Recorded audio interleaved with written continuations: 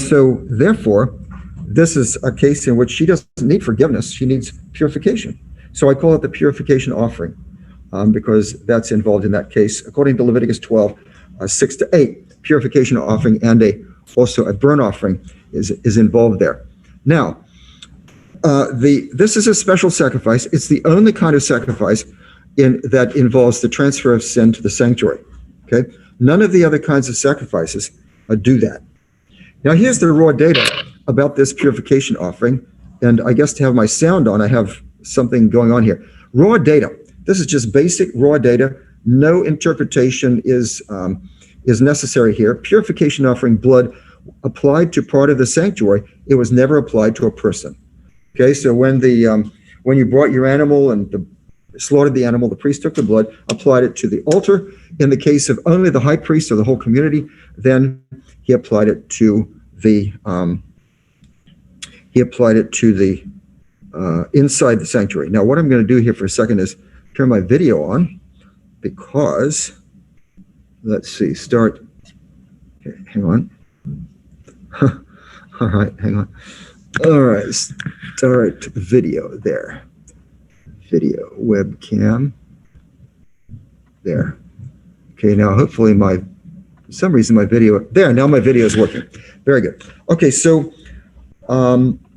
purification offering blood was applied only ever to a person, only to the sanctuary, never to a person. Secondly, the second aspect of this is that the more serious a sin was, the deeper its blood remedy penetrated into the sanctuary.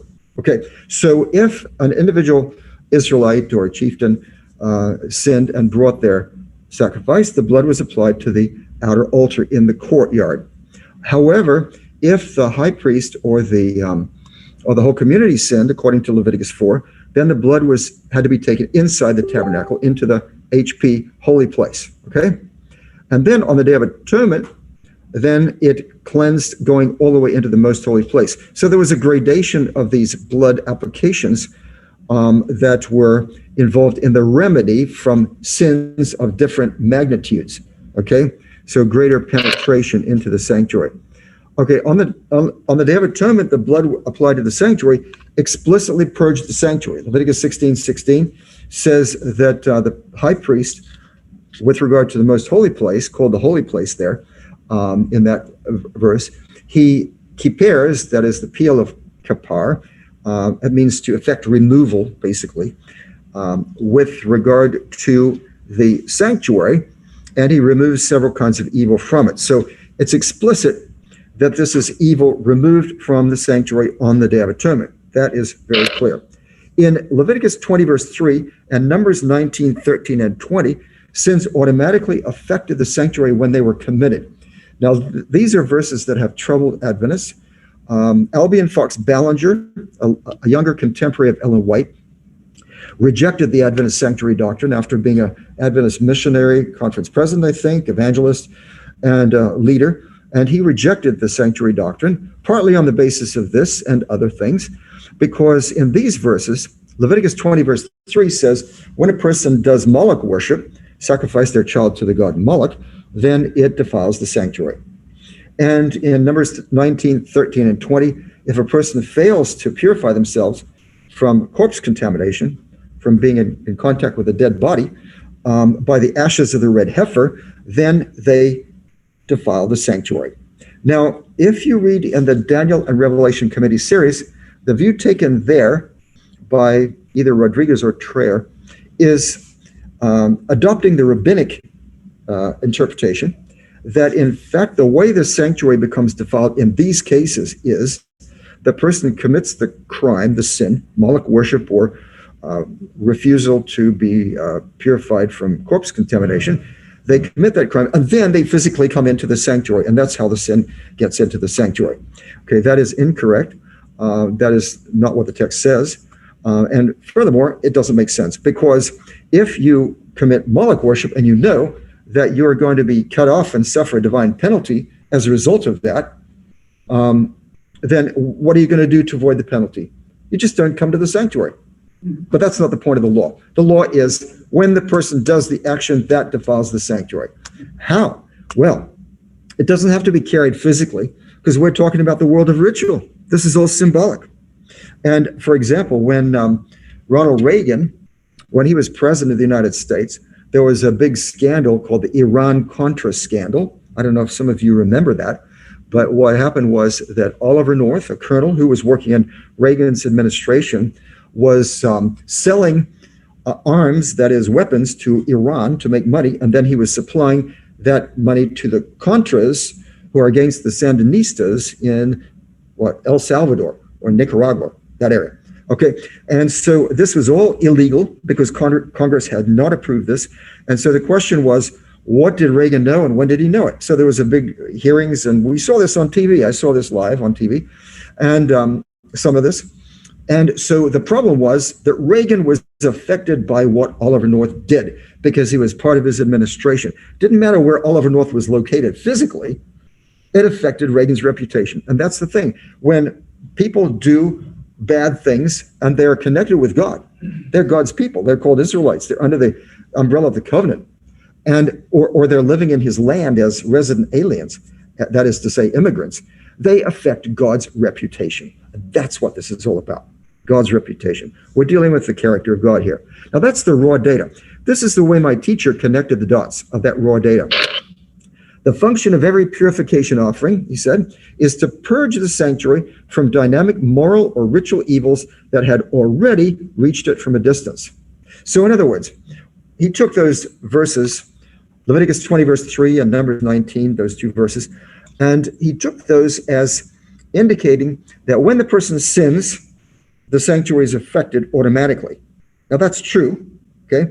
But the problem was that he generalized it, and he said that happens in every case. And it happens in cases where a person is allowed to offer sacrifice. So therefore, the only way that the sanctuary is defiled is this way, automatically from a distance.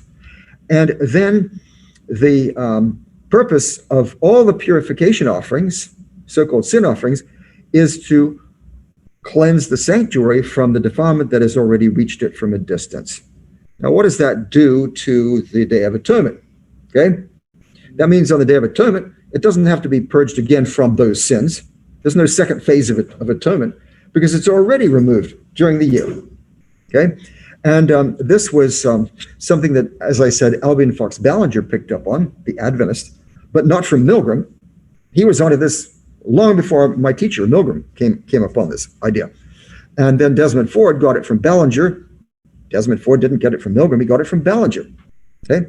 But then here's the next piece of the more serious the evil, the deeper it penetrates into the sanctuary, from which it was removed by blood acting as a detergent. So this is Milgram's idea that when this automatic defilement goes into the sanctuary, depending upon how serious the sin is, makes a difference as to how far it penetrates into the sanctuary. It's kind of like if you take maybe some of you are vets, or not veterinarians, but veterans, and you've shot guns before, okay? Some of you probably so. And those of you who have shot guns, you know the difference between a .22 and an AK-47 or an M16, right? If you take a .22 and you shoot at a wall, yeah, it may just kind of bounce off the wall, depending on the nature of the wall. If it's an AK-47, it's going to penetrate deeper. And yeah, I have a friend in North Carolina had an AK-47, and I made the mistake of shooting it without ear protection. My ears rang for quite a while. That's a serious kind of a penetration. So here's the same idea. The stronger the punch, then the deeper it penetrates into the sanctuary. And then it's removed by these different levels of blood application in the different parts of the sanctuary.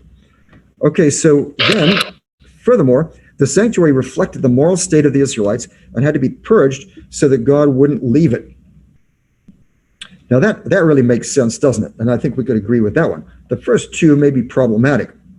So here's his idea, and showing he says the involuntary communal and the involuntary individual. First, starting with the individual.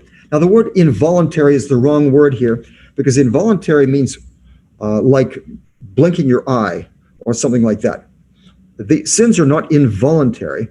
these sins are really unintentional, and that's what he meant, unintentional. So the unintentional sin of the individual, then that reaches the sanctuary automatically from wherever the person was when they committed the sin, and then the blood has to be applied to the altar to get rid of that as a detergent to wash it off. Right? Makes sense, right? It's logical. It's wrong, but it's logical. Okay. A lot of things are wrong, but yeah, wrong but illogical. Yeah, right. Like here's an example. There was a woman flying in just speaking about logic, a woman flying in a plane before 9/11, when you could go up and you could talk to the pilot. She's flying over the water, over the ocean at night. It's all dark, and she gets a bit scared. So she goes to talk to the pilot, and she says, "How can you fly this plane? How do you know how to fly the plane in the right direction when it's all dark like this?" The pilot said, "You see that light, that green light on that wingtip? Yeah. See the red light on the other wingtip? Yeah. I just fly the plane straight between them." Okay, that's an example of circular logic. Okay, so then if the sin is communal, that is, it's the high priest or the whole community, then the blood has to be applied in the outer apartment, the holy place. But on the Day of Atonement, the brazen and unrepented offenses, the most serious ones, psha'im, the rebellious sins, those have to be purged from the inner sanctum, the most holy place, and that only happens on the Day of Atonement. Okay, so that's his idea, gradation. So in other words, on the Day of Atonement, it doesn't cleanse this area, the most holy place, from all the other sins that had already been dealt with during the year. There's no second phase. There's only one phase for any individual sin. This is in his Leviticus 1-16 commentary, Anchor Bible. This just this volume is like almost 1,200 pages, huge thing. It's the greatest. And then he published 2 more volumes on big volumes, not this big, but big volumes on Leviticus, the rest of Leviticus. Okay, so that means that communal offenses and individual offenses are not accumulated in the sanctuary. They are cleansed every day. Cleansed. They don't accumulate. They don't stay there. They're just cleansed when the person brings the sacrifice. Yeah. Okay. Very good. So, and this Jacob Milgrom then published 2 more volumes, and this is the greatest commentary in the history of Leviticus studies. There's nothing like it. Other commentaries, including big ones, but nothing close to this. And everybody knows that he is the #1 Leviticus scholar in history. Really, a lot of people disagree with things he did, but he certainly did more work than anybody else.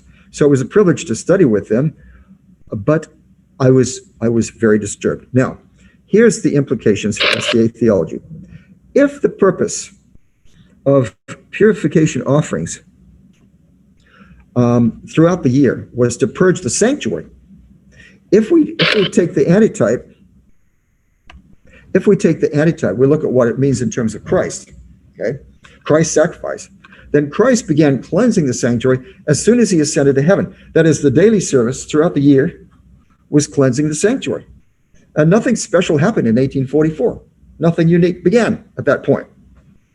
And so that creates a problem. If that's the case, the SDA 2-stage interpretation of atonement with the idea of the sins into the sanctuary and then out of the sanctuary after they accumulate there until the end time Day of Atonement judgment is fatally flawed. By fatally flawed, I mean wrong. Okay? Therefore, since the sanctuary doctrine has been the only SDA theological contribution, we have nothing unique to offer. We're just, may as well be Seventh-day Lutheran Baptist Episcopalians. May as well give it up because we're wrong. And Ellen White's wrong. Therefore, she must be a false prophet. Okay? Now, I'm not saying that I believe that. I'm going to show you why I don't believe that. I believe that she is a true prophet and so on. But this would be the implication if you followed that logical train of thought. Okay? And therefore, we may as well go home. Is Milgram's theory correct? Has he taken all the relevant data into account? These are questions we have to ask with regard to any theory, including especially our own. Whenever we do any of our own work, I always try to ask, is there any more relevant data that I've missed?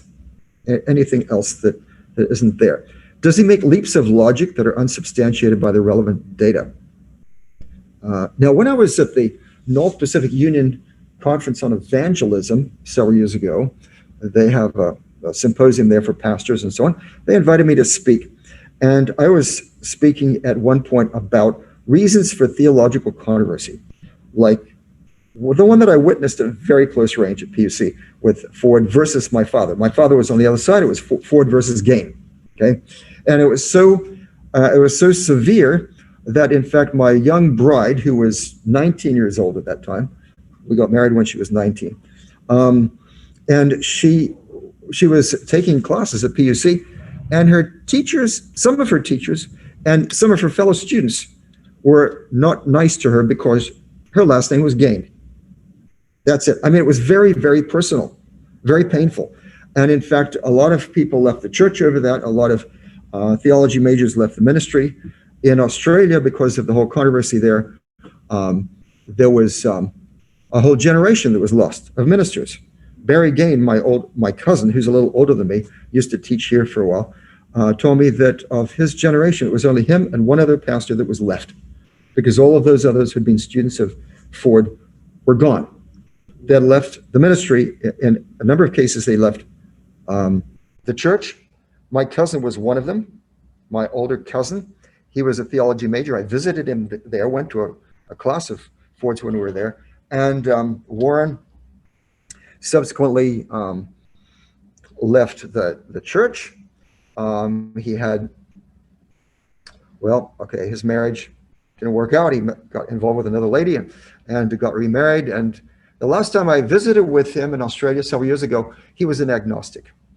Okay, so these are these kinds of effects. Now, what I was saying to this group of pastors up in the North Pacific Union, up in Washington State, was there are several reasons for theological controversy. 3 reasons. 1, not taking all the relevant data into account, not looking at all the evidence. Secondly, going beyond the evidence.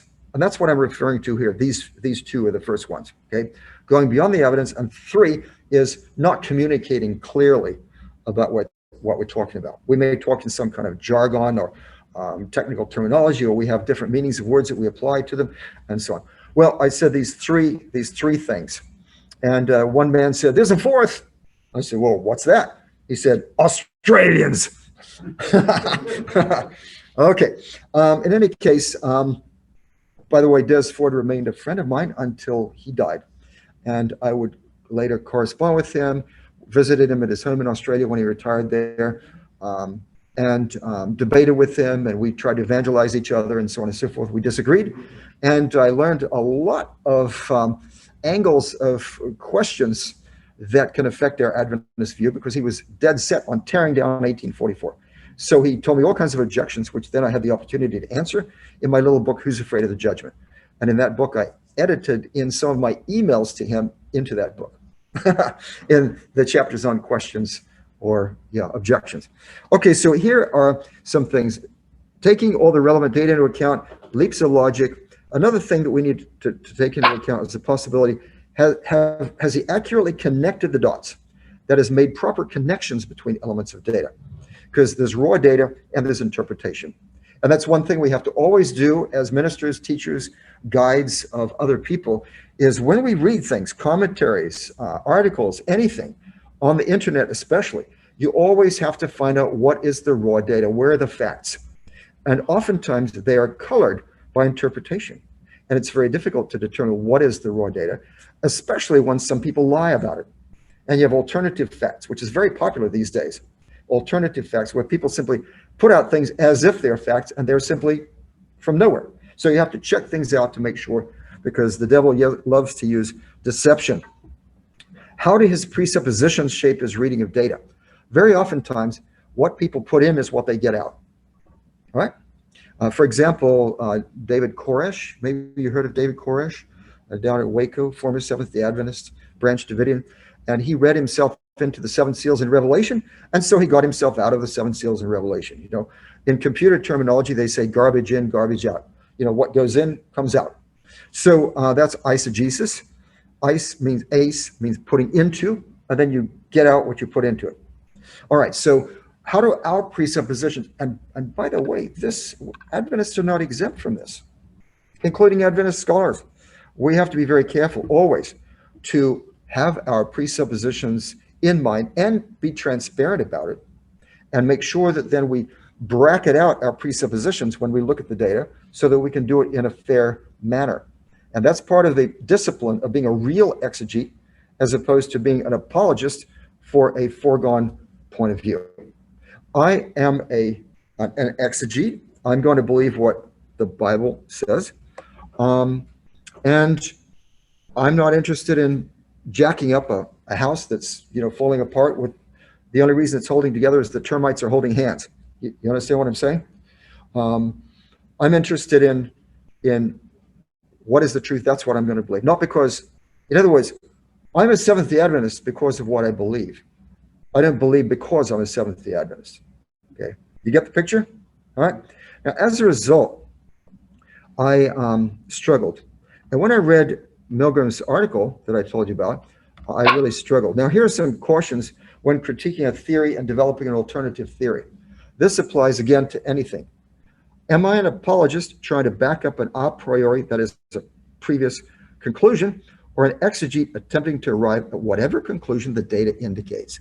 Who's writing the Bible? Is my brain writing the Bible? Are my influences writing the Bible? Or is God writing the Bible? Is he in charge? And then I'm learning his thoughts rather than imposing my thoughts on the Bible. And I have friends who, including some who have children who have gone very much astray from a biblical point of view, not from a political correct standpoint of view at all, but from a biblical standpoint in terms of sexuality, they have really gone astray. And the Bible says the result very clearly. But there are people who, you know what I'm talking about, folks, and you're going to face this in ministry. Maybe you already have. And undoubtedly, many of you have friends like this. I have relatives like this, okay?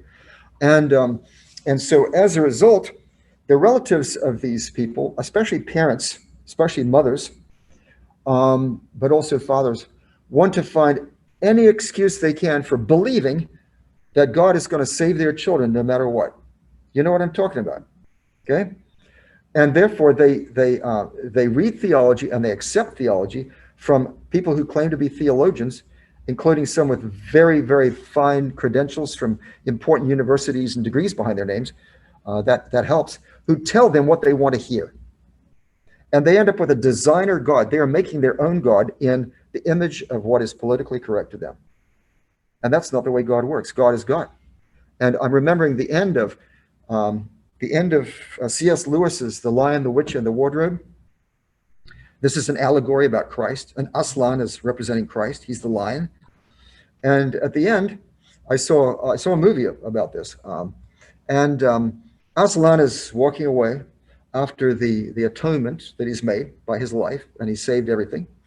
And Lucy, a girl, is talking to Mr. Tumnus. He's one of the characters there.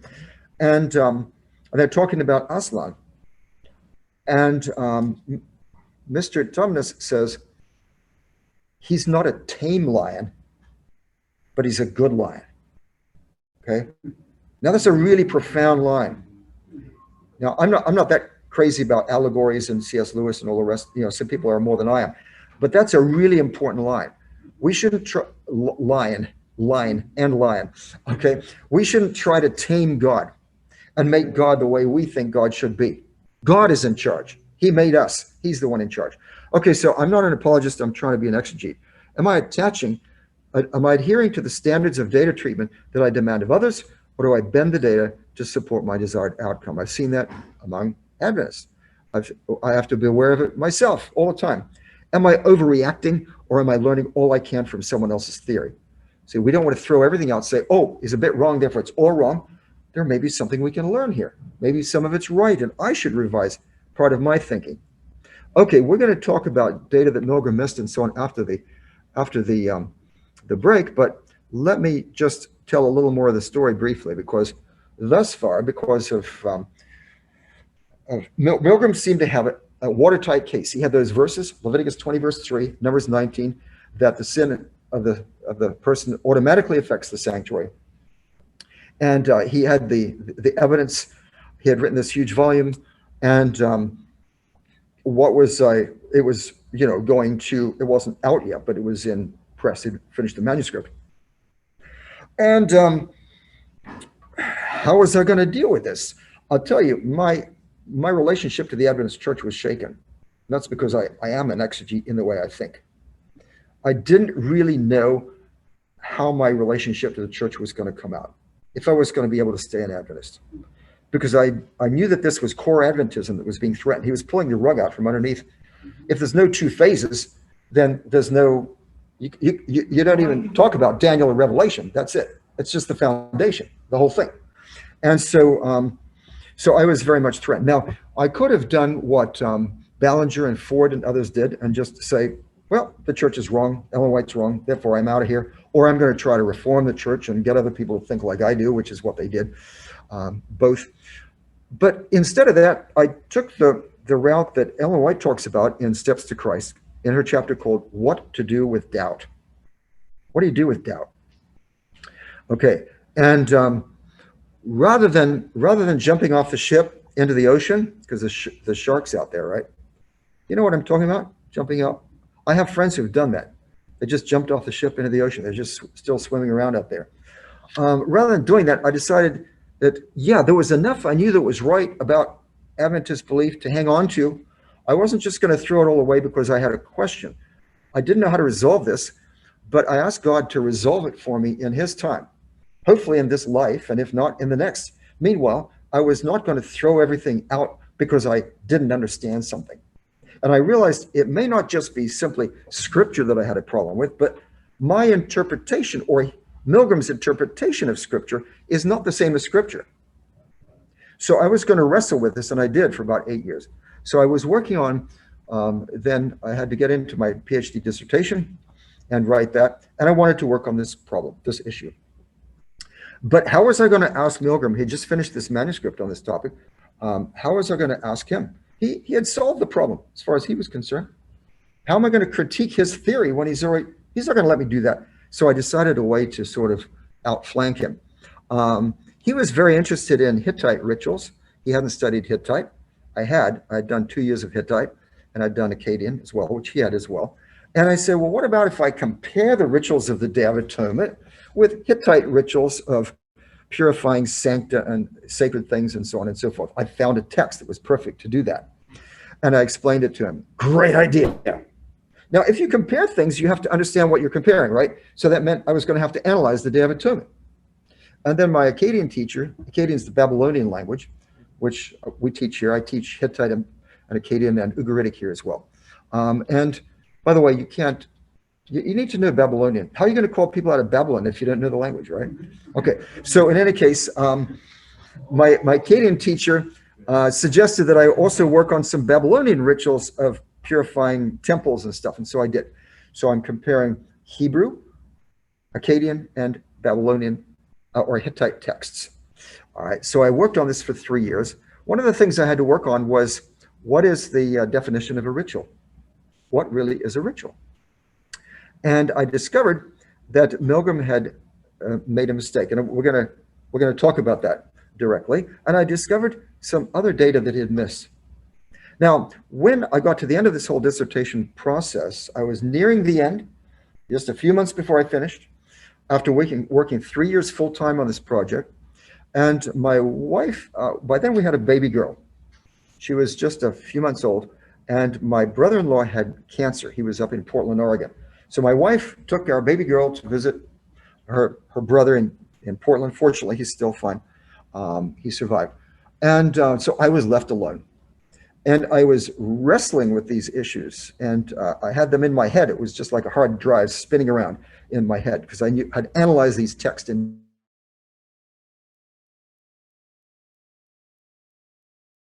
ideas started to come. I realized data that Milgram had missed. I realized jumps of logic that he had made that was not justified, and it started to come, and I was writing it down.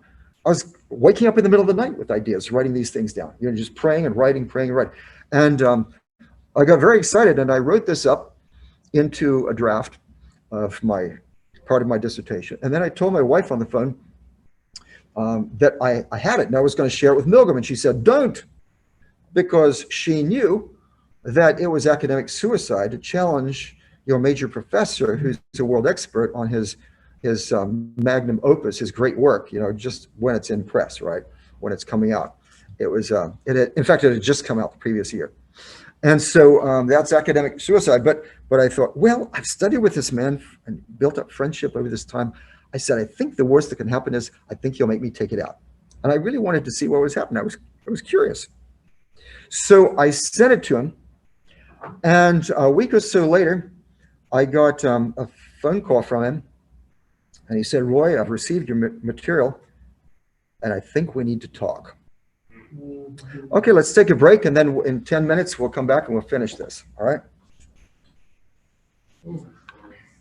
Good. So, thank you. That's very interesting. That was a cliffhanger, huh? So this is a speaker. Yeah. And it's also a microphone. Yes. Okay. I got it from Janine Lim. Okay. Very good. It's very helpful, and has a long cord. I can put it over to students can hear. Okay. We can have questions. Okay. Now, it is possible if you can also hear all students through the speakers, right? Have you tried that? Yeah. Through the speakers. How do you do that? Okay. I don't want to touch your computer, but so stop sharing for a moment, Okay. and let me tell you how you do that. All right. Stop share is like that. Wow, that would be great. So let's go here to the arrow in the speaker. The arrow in the speaker. This one? This one there. So you have in the microphone, you have Same system?